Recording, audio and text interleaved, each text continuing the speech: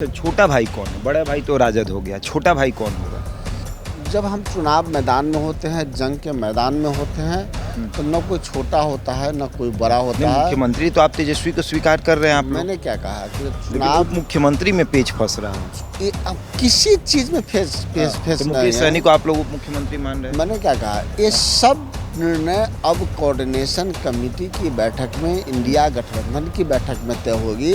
जो भी निर्णय होगा वो मेरा सामूहिक निर्णय होगा और इंडिया गठबंधन का निर्णय होगा, किसी व्यक्ति का निर्णय नहीं होगा।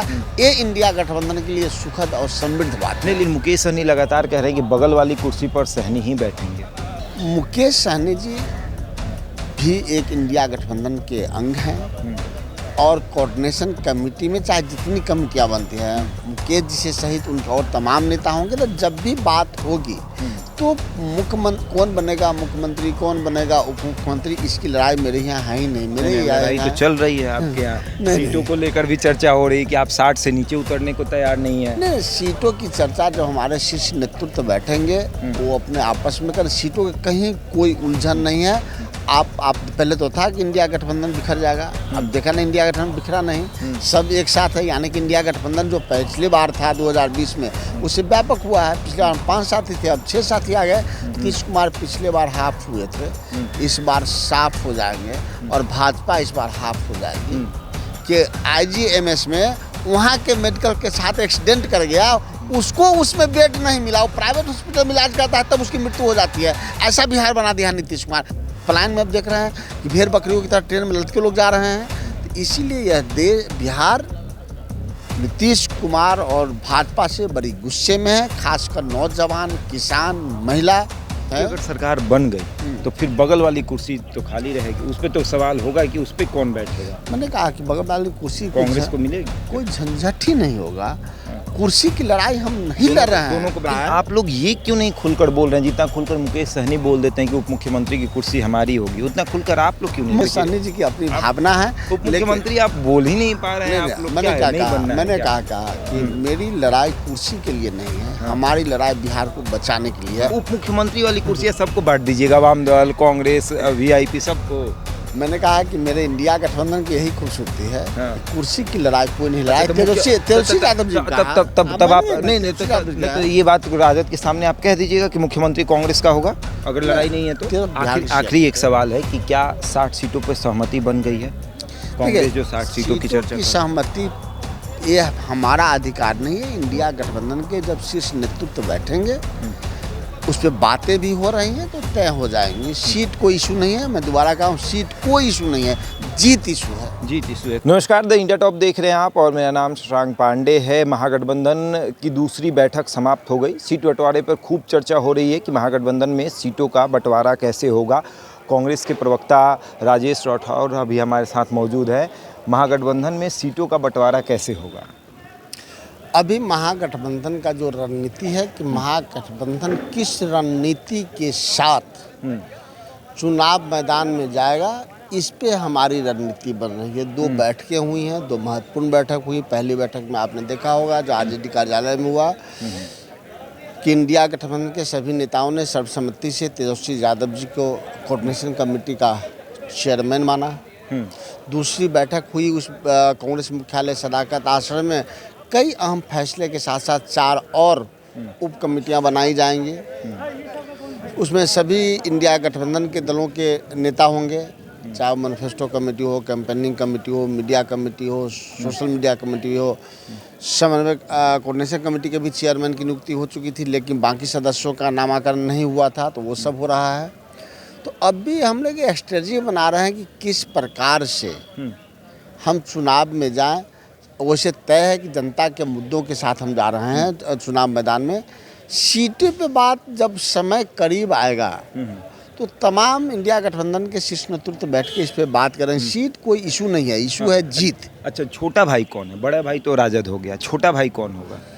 देखिए, जब हम चुनाव मैदान में होते हैं, जंग के मैदान में होते हैं, तो न कोई छोटा होता है न कोई बड़ा होता है। मुख्यमंत्री तो आप तेजस्वी को स्वीकार कर रहे हैं आप लोग। मैंने क्या कहा कि चुनाव उप मुख्यमंत्री में पेच फंस रहा है। अब किसी चीज में फेस तो मुकेश सहनी को आप लोग उप मुख्यमंत्री मान रहे हैं। मैंने क्या कहा, ये सब निर्णय अब कोऑर्डिनेशन कमेटी की बैठक में, इंडिया गठबंधन की बैठक में तय होगी।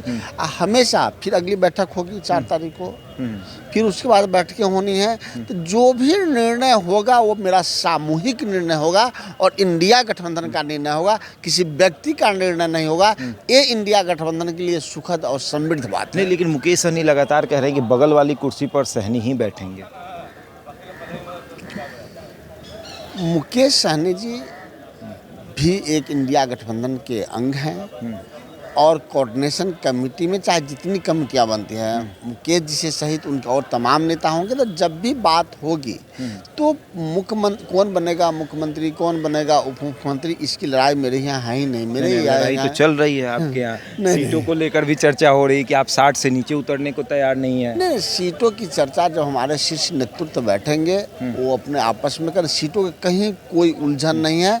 आप पहले तो था कि इंडिया गठबंधन बिखर जाएगा, अब देखा ना इंडिया गठबंधन बिखरा नहीं, सब एक साथ है। यानी कि इंडिया गठबंधन जो पिछली बार था 2020 में, उससे व्यापक हुआ है। पिछले बार 5 साथी थे, अब 6 साथी आ गए। तो किसी प्रकार का कोई जो साथी है एक बार पहली बार आरोप लगा के उस पर चले गए 2020 में, इस बार लगता है कि मान के रहेंगे। पिछली लोकसभा हमारे साथ लड़े हैं, सीटें नहीं जीते, बावजूद बेहतर परफॉर्मेंस उनका रहा है। और चूंकि जब लक्ष्य एक होता है तब हम सब साथी एक होते हैं और राज्य की जनता एक, लक्ष्य एक है कि राज्य को खटारा सरकार से बचाना है, 20 साल के निरंकुश शासक से इस राज्य को बचाना है, यहाँ के नौजवान को बचाना है, यहाँ को उद्योग लगाना है। इन सब चीज़ों पे इस बार वोट होगा। वोट होगा बेरोजगारी पे, वोट होगा पलायन पे, वोट होगा उद्योग पे, उद्योग होगा शिक्षा पे, वोट होगा स्वास्थ्य पे। इन सब कारणों से दर्जन भर सीटें नहीं आएंगी महागठबंधन को। चुनाव आने वाला है, पता चल जाएगा। नीतीश कुमार पिछले बार हाफ हुए थे, इस बार साफ हो जाएंगे और भाजपा इस बार हाफ हो जाएगी। मैं ये नहीं कहता भाजपा जुड़ाएगी, पिछली बार नीतीश हाफ हुए थे, इस बार साफ हो जाएंगे और भाजपा इस बार हाफ हो जाएगी। विपक्ष, हाँ बिल्कुल, विपक्ष में बैठने की भूमिका में भाजपा नहीं होगी, नहीं रहेगी। क्योंकि 20 साल से इन्होंने लूटा है, दोनों ने मिलकर। क्या जवाब देंगे भाजपा? डबल इंजन की सरकार क्या किया इन्होंने? कौन सा उद्योग लगा दिया? कौन सा पलायन रोक दिया? कौन सा मेडिकल में सुविधा बढ़ा दी? दर दर भटकते रहते हैं किसी हॉस्पिटल में। अभी नहीं देखा आप कि IGMS में वहाँ के मेडिकल के साथ एक्सीडेंट कर गया, उसको उसमें बेड नहीं मिला, वो प्राइवेट हॉस्पिटल में इलाज करता है, तब उसकी मृत्यु हो जाती है। ऐसा बिहार बना दिया नीतीश कुमार कि उसके अपने हॉस्पिटल में अपने डॉक्टर को बेड नहीं मिलता है। इस पर वोट होगा क्या? पलायन में अब देख रहे हैं कि भेड़ बकरियों की तरह ट्रेन में लटके लोग जा रहे हैं। तो इसीलिए यह बिहार नीतीश कुमार और भाजपा से बड़ी गुस्से में है, खासकर नौजवान, किसान, महिला, SC ST OBC बहुत गुस्से में है। अगर सरकार बन गई तो फिर बगल वाली कुर्सी तो खाली रहेगी, उस पर तो सवाल होगा कि उस पर कौन बैठेगा। मैंने कहा कि बगल वाली कुर्सी कांग्रेस को मिलेगी, कोई झंझट ही नहीं होगा। कुर्सी की लड़ाई हम नहीं लड़ रहे हैं, दोनों को बैठाया जाएगा। मैंने क्या कहा, कांग्रेस दोनों हमारे बता रही है कि यही चर्चा हो रही है। हमारे यहाँ कुर्सी की लड़ाई नहीं, हमारी लड़ाई है बिहार की अस्मिता को बचाने के लिए। हमारी लड़ाई है बिहार में पलायन को रोकने के लिए। हमारी लड़ाई है बिहार में बेरोजगारी को खत्म करने के लिए। हमारी लड़ाई है किसानों के दुगुना आय के लिए। हमारी लड़ाई है कि यहाँ के लोग सुरक्षित रहे, अपराध भ्रष्टाचार से मुक्त बिहार हो। हमारी लड़ाई इसलिए है। आज देख रहे हैं, पहले नीतीश जी कहते थे कि रात में लोग नहीं चलते थे 5 बजे के बाद, और तो नीतीश के राज में दिन में नहीं चल रहे हैं। आम आदमी तो छोड़ दीजिए, पुलिस सुरक्षित नहीं है, पुलिस को खदेड़ के पीटा जा रहा है। आप लोग ये क्यों नहीं खुलकर बोल रहे हैं? जितना खुलकर मुकेश सहनी बोल देते हैं कि उप मुख्यमंत्री की कुर्सी हमारी होगी, उतना खुलकर आप लोग क्यों नहीं? मुकेश सहनी जी की अपनी भावना है, उप मुख्यमंत्री आप बोल ही नहीं पा रहे हैं। मैंने कहा कि मेरी लड़ाई कुर्सी के लिए नहीं है, हमारी लड़ाई बिहार को बचाने के लिए है। अब बिहार जब बचेगा तो कुर्सी सबको मिलेगी। किसको मिलेगी? सबको, मतलब उप मुख्यमंत्री वाली कुर्सियां सबको बांट दीजिएगा, वाम दल, कांग्रेस, VIP सबको।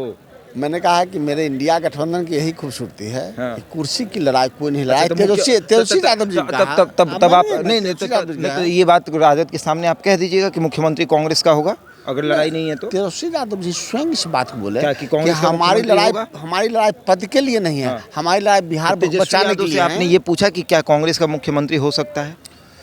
जब मुख्यमंत्री पे बात होगी, जब इंडिया ब्लॉक की बैठक होगी तो होगा कि कौन मुख्यमंत्री कौन उप मुख्यमंत्री। लेकिन अभी जो कोऑर्डिनेशन कमेटी बनी है उसका कमान बिहार के प्रतिपक्ष के नेता तेजस्वी यादव जी के हाथों में गया है और तेजस्वी यादव जी के नेतृत्व में हमने 2020 का चुनाव बेहतर तरीके से लड़ा था। अच्छा परिणाम आया। अगर भारतीय जनता पार्टी और नीतीश कुमार दोनों ने अपने सरकारी धन बल का दुरुपयोग नहीं किया होता, हमारी वोटों की बेईमानी नहीं की होती, तो हम 12,000 से नहीं हारते। आज तेजस्वी आखिरी एक सवाल है कि क्या 60 सीटों पर सहमति बन गई है? कांग्रेस जो 60 सीटों की चर्चा कर सहमति, ये हमारा अधिकार नहीं है। इंडिया गठबंधन के जब शीर्ष नेतृत्व बैठेंगे उस पर बातें भी हो रही हैं तो तय हो जाएंगी। सीट कोई इशू नहीं है, मैं दोबारा कहा हूँ, सीट कोई इशू नहीं है, जीत इशू है। जीत इशू है। तो चलिए देखिए, अभी भी पेच फंस रहा है। उप मुख्यमंत्री आप लोग स्वीकार नहीं कर रहे हैं कि किसका होगा। हालांकि इनका कहना है कि महागठबंधन में सीटों को लेकर कोई चर्चा नहीं है और ना ही लड़ाई है। जब सरकार बनेगी तो सब तय हो जाएगा कि उप मुख्यमंत्री कौन होगा, मुख्यमंत्री कौन होगा। बहरहाल इस खबर में इतना ही। बने हमारे साथ और देखते रहे द इंडिया टॉप।